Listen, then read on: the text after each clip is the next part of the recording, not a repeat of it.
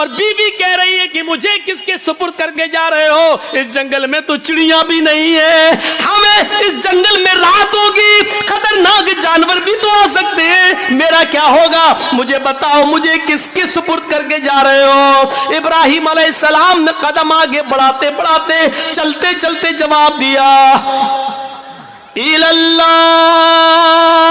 आए मेरी बीवी, मैंने तुझे और तेरे इस बच्चे को, मैंने तुझे और अपने इस बच्चे को अल्लाह के सुपुर्द कर दिया, अल्लाह के हवाले कर दिया है। ये कौन सा जज्बा था? आइए जरा मुझे इस जज्बे की तरफ लेकर चलिए और बताइए, ये कौन सा जज्बा था कि हजरत इब्राहिम अलैहिस्सलातु वस्सलाम को हुक्म होता है कि अपनी बीवी हाजरा को और छोटे बच्चे इस्माइल को बियाबान जंगल में छोड़कर चले आओ।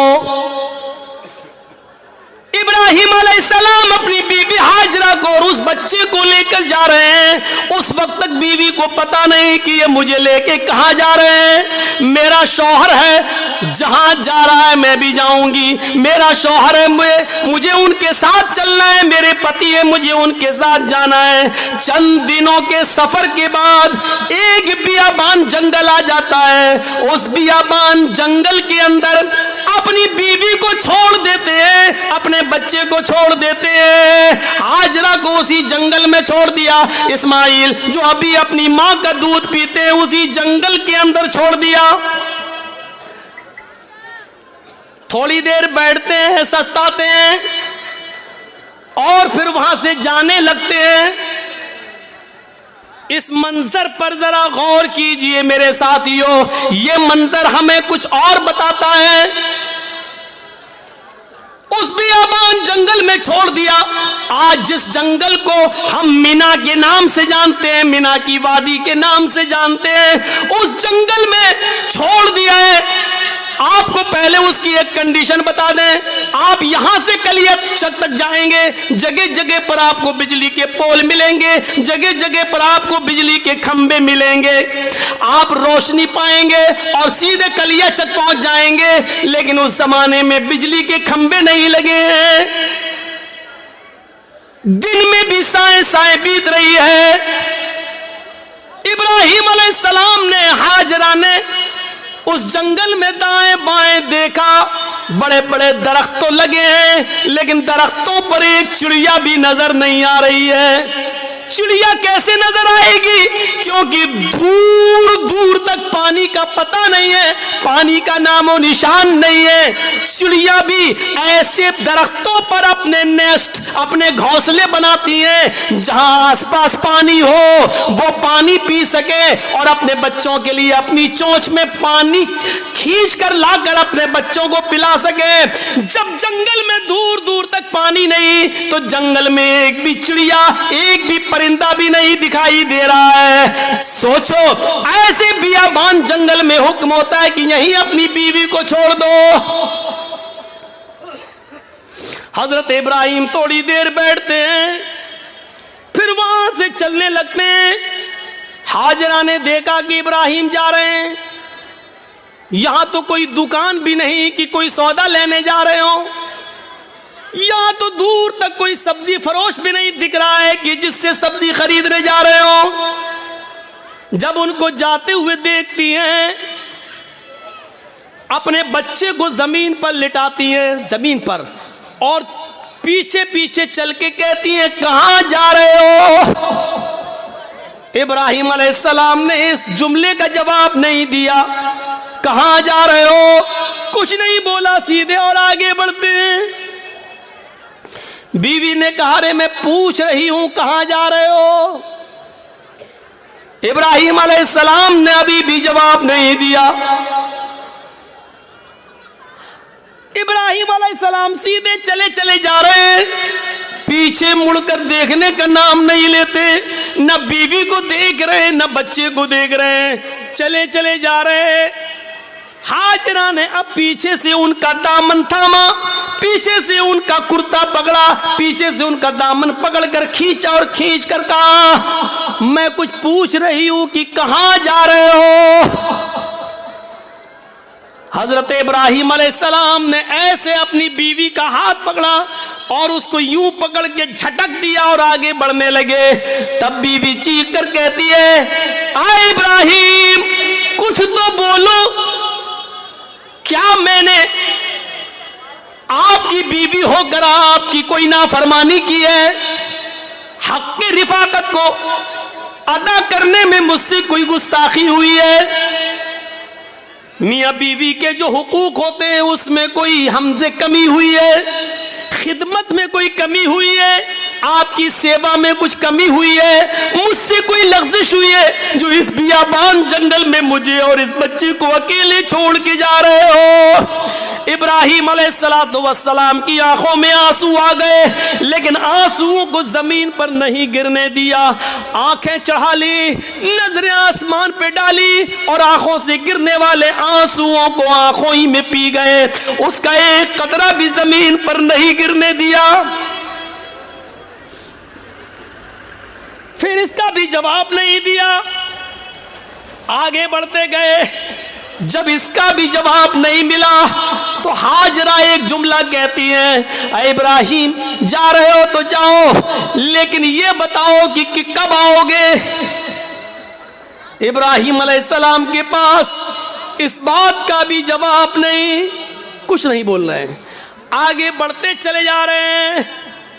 खुशी खुशी लाए, अच्छी बातें करते हुए लाए, बीवी से प्यार भरी बातें करते हुए लाए, लेकिन जब जंगल में छोड़ा तो ऐसे पीठ फेर ली जैसे ये मेरी बीवी ही ना हो। जो पूछ रही है उसका भी जवाब नहीं, बीवी के सवाल भी गलत नहीं है, सही कह रही है कि मुझे अकेले इस बच्चे को अकेले छोड़ के जा रहे हो और वो भी इस बियाबान जंगल में, लेकिन जवाब नहीं है।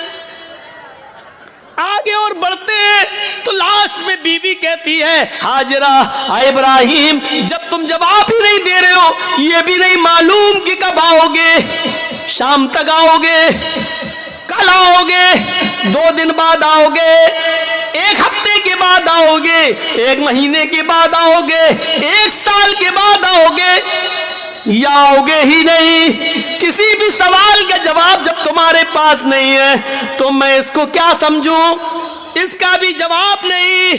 कहती है, इब्राहिम मैं आपकी बीवी हूं, मैं आपकी अमानत हूं, पता नहीं आप कब आए, अपनी इस अमानत को किसके हवाले करके जा रहे हैं? ये तो बता दो, आप 10 साल के बाद आए, 20 साल के बाद आए, 1 साल के बाद आए, 2 साल के बाद आए, और अगर मैं जिंदा रहूं और मेरी इज्जत व आबरू न बच सके, जैसे एक बादशाह ने मेरी इज्जत व आबरू से खिलवाड़ करना चाहा लेकिन अल्लाह की मदद की वजह से वो नहीं कर सका।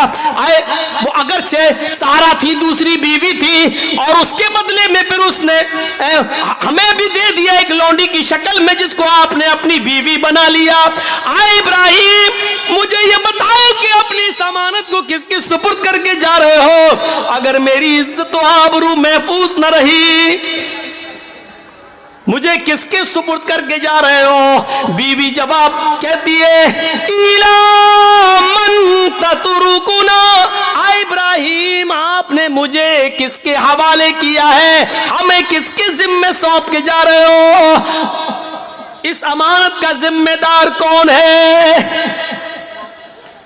जब हाजरा ने यह कहा, कुरान के अल्फाज, इला मन ततरुकुना, आपने मुझे किसके सुपुर्द किया है, आपने मुझे किसके हवाले किया है? तब इब्राहिम अलैहिस्सलाम अब इसका जवाब देते हैं, लेकिन हाजरा की तरफ देख कर नहीं, बच्चे की तरफ देख कर नहीं। अगर पीछे घूमूंगा बीवी की शक्ल दिखेगी, मासूम बच्चे को देख लूंगा तो कहीं बीवी की और बच्चे की मोहब्बत मेरे दिल में ना आ जाए, और फिर मैं जिस काम के लिए अल्लाह के हुक्म से जा रहा हूं उस काम से कहीं मैं रुक न जाऊं। ईमानी ताकत देखिए, ईमानी इस ताकत की वजह से वो बीवी को नहीं देख रहे हैं, बच्चे को नहीं देख रहे। बीवी की मोहब्बत है, बच्चे की मोहब्बत है, लेकिन ईमान की ताकत देखिए।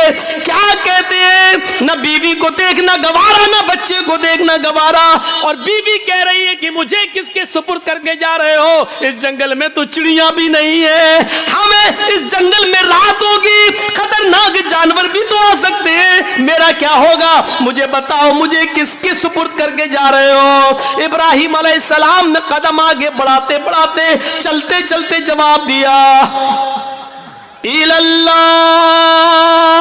आए मेरी बीवी, मैंने तुझे और तेरे इस बच्चे को, मैंने तुझे और अपने इस बच्चे को अल्लाह के सुपुर्द कर दिया, अल्लाह के हवाले कर दिया है। यानी अल्लाह ने मुझे छोड़ने का हुक्म दिया, मैंने अल्लाह के हुक्म से तुझे छोड़ा, इस बच्चे को छोड़ा।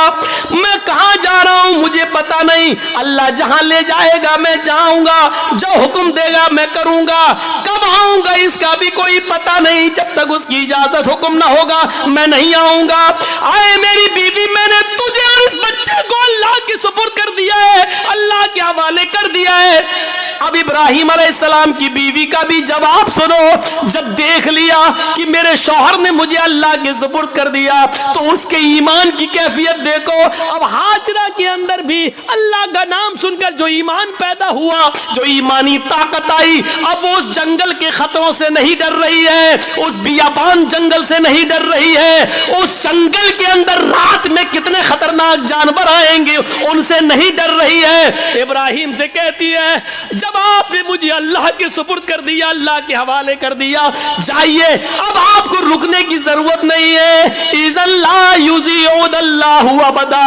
इब्राहिम, मेरी तरफ से और बच्चे की तरफ से बेफिक्र हो जाइए, चिंता मत करिए, घबराइए नहीं, अल्लाह हमको जाये नहीं करेगा, अल्लाह हमको बर्बाद नहीं करेगा, अल्लाह हमारा नुकसान नहीं करेगा, क्योंकि आपने मुझे अल्लाह के हवाले कर दिया है, अल्लाह के सुपुर्द कर दिया है। ये होती है ईमान की ताकत, जो आज हमारे अंदर नहीं है। ये ईमान जब हमारे अंदर नहीं है तो जिल्लत तो आएगी, रुसवाई तो आएगी। अल्लाह ने इसी ईमान के बारे में कहा था, वला तहनु वला तहज़नु व अंतुमुल अलौना इन कुंतुम मोमिनीन। हम इज्जत देंगे, बुलंदी देंगे, लेकिन ईमान पहले पैदा करो अपने अंदर, मोमिन बनकर दिखाओ। हाजरा ने मोमिना बनकर दिखाया, इब्राहिम ने मोमिन बनकर दिखाया, तो अल्लाह की मदद भी आई और बुलंदी भी मिली। अब देखो अल्लाह की मदद कैसे आती है, जब ईमान इनके अंदर पैदा हो गया। इब्राहिम ने अपने ईमान का हक अदा किया, हाजरा ने भी ईमान का हक अदा किया। अभी तक पीछे पीछे दौड़ रही थी कि बताओ मेरा क्या होगा। लास्ट में कहती है कि मुझे किसके सुपुर्द करके जा रहे हो? जवाब मिला अल्लाह के। फिर हट जाती है और कहती है, अब जाओ, हमारे और बच्चे की तरफ से बेफिक्र हो जाना, अल्लाह ने जो हुक्म दिया उसको करिए, अल्लाह हमें जाये नहीं करेगा, अल्लाह हमें बर्बाद नहीं करेगा। वो उस बियाबान जंगल में रुक जाती है, उसी जंगल में रहने लगती है। गौर करो कि उस जंगल में 2 या 3 दिन के लिए ही पानी था, 2 या 3 दिन के लिए सत्तू था, इसके अलावा हाजरा के पास कुछ नहीं था। सत्तू खत्म हो जाते हैं, पानी खत्म हो जाता है, कोई काफिला भी वहां से गुजरता नहीं है। क्यों कोई काफिला गुजरेगा? कोई बस्ती भी आबाद नहीं है, दूर दूर तक पानी का पता नहीं है। मैं माँ हूं, 2-4 दिन भूखी प्यासी रह सकती हूँ, लेकिन ये मासूम बच्चा है जो मेरा दूध पीता है, जब मुझे कुछ मिलेगा नहीं तो दूध बनेगा कैसे? मैं खाऊंगी तो दूध बनेगा, जब दूध बनेगा तो बच्चा पिएगा। मैं प्यासी हूं, 2-4 दिन रह सकती हूं, लेकिन बच्चे को प्यासा कैसे रखा जा सके? गौर करो, तमाम शक्को शुबहात उस औरत के दिल में, लेकिन अल्लाह पर भरोसा है, ईमान है अल्लाह की जात पर। अपने बच्चे को लिटाती है, कहती है चलो कोशिश करके देखती हूं पानी मिल जाए। दाएं देखा, बाएं देखा, उसको कुछ नजर नहीं आ रहा था। सामने एक पहाड़ी नजर आई, उस पहाड़ी के ऊपर चढ़ जाती है, अपने बच्चे को जमीन पर छोड़ती है, उस पहाड़ी के करीब जाती है। उस पहाड़ी का नाम है सफा। उस पहाड़ी पे चढ़कर, ऊंचाई पे चढ़कर नीचे की तरफ देखती है। हम तो मस्जिद की छतों पे चढ़ के चांद को ऊपर की तरफ देखते हैं, ईद का, बकरीद का चांद। वो ऊंचाई पर चढ़कर नीचे की तरफ देखती है, शायद इस पहाड़ी के नीचे कोई बस्ती रहती हो, कोई गांव हो, कोई अल्लाह के बंदे रहते हो, और मैं उनसे थोड़ा सा पानी मांग लूं बच्चे को पिलाने के लिए। वो जिस उम्मीद के साथ गई, उसकी उम्मीद पूरी नहीं हुई। पहाड़ी पे चढ़ के नीचे देखती है, लेकिन वहां कोई बस्ती नहीं है, कोई आबादी नहीं है, कोई गांव नहीं है। उसने उस पहाड़ी पे चढ़ के फिर घूमकर दूसरी तरफ देखती है कि उधर भी एक पहाड़ी नजर आ रही है। चले उस पहाड़ी के ऊपर चढ़ के देखे, शायद उधर पानी मिलता हो, या उस पहाड़ी के नीचे कोई बस्ती आबाद हो। वो वहां से चलती है, कुछ देर रुक के चलती है, स्लो चलती है, और बच्चे की प्यास जब उसके दिमाग में आती है तो थोड़ा सा तेज दौड़ती है, फिर थोड़ा सा स्लो होती है। वो 2-3 बार तेज दौड़ती है, 2-3 बार स्लो दौड़ती है। सफा से मरवा जाती है, लेकिन मरवा जाने के बाद भी उसको कोई बस्ती नजर नहीं आती। अब उसको मालूम है न सफा के नीचे कोई बस्ती है, न मरवा पहाड़ी के नीचे कोई बस्ती है। लेकिन बच्चे की प्यास जब देखती है तो बार बार जाती है, शायद कोई आने वाला आदमी मिल जाए, कोई काफिला मिल जाए, मैं किसी से पानी की चंद घूंट मांग कर बच्चे को पिला दूं। बच्चा अंगूठा अपने मुंह में रख के चूस रहा है। हदीस की किताबें कहती हैं, सफा और मरवा के दौड़ दौड़ कर हाजरा ने 7 चक्कर लगा लिए। सफा से मरवा 1, मरवा से सफा 2, सफा से मरवा 3, मरवा से सफा 4, सफा से मरवा 5, मरवा से सफा 6, और फिर सफा से मरवा 7।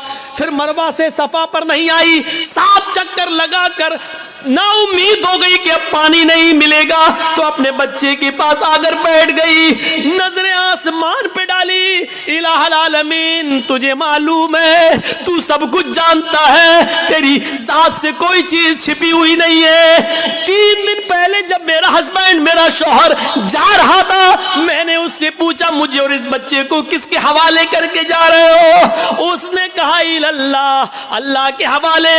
इलाहुल आलमीन, मेरा पति मुझे तेरे सुपुर्द करके गया है, इस बच्चे को तेरे सुपुर्द करके गया है। मैंने भी यकीन दिलाया अल्लाह मुझे जाये नहीं होने देगा। इलाहुल आलमीन, मैंने आज तक अपने पति की अमानत में खयानत नहीं की है। मेरे पति का ये बेटा, मेरा ये बच्चा आगे चलकर दीन की खिदमत करेगा, मैंने दीन के लिए वक्फ कर दिया है। आय अल्लाह, मेरे इस बच्चे के लिए गिज़ा का इंतजाम फरमा दे, पानी का इंतजाम फरमा दे। दिल से जो आह निकलती है वो असर रखती है, पर नहीं ताकत परवाज मगर रखती है। ऊपर से अल्लाह रब्बुल आलमीन ने जिब्रील को हुक्म दिया, आए जिब्रील क्या देख रहे हो? मेरी बंदी मुझे पुकार रही है और मेरा बंदा इब्राहिम इन दोनों को, इस्माइल और हाजरा को मेरे सुपुर्द करके गया है। अगर मेरे सुपुर्द करने के बाद भी ये दोनों भूखे और प्यासे मर गए तो फिर दुनिया से विश्वास उठ जाएगा, फिर ईमान किसके अंदर पैदा होगा? आए जिब्रील, जाओ, जिस जगह इस्माइल एड़ियां रगड़ रहे हैं उसी जगह पर तुम अपना पर मारो और फिर मेरी कुदरत का करिश्मा देखो। जिब्राइल आए और उसी जगह पर मारा और पानी का चश्मा उसी जगह फूट गया। इब्राहिम, इस हाजरा ने देखा कि पानी का चश्मा निकल गया तो वो रोकने लगी। पानी है, वो बह रहा है, वो रोक रही हैं, इधर ना चला जाए, उधर ना चला जाए। वो समझ रही थी शायद अभी ये थोड़ी देर के लिए बंद हो जाएगा, तो समेट रही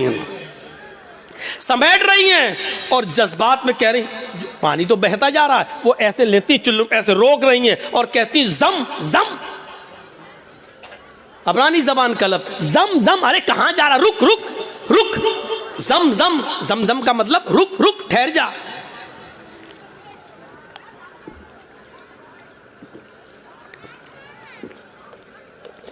ठहर जा, रुक जा, कहां जा रहा?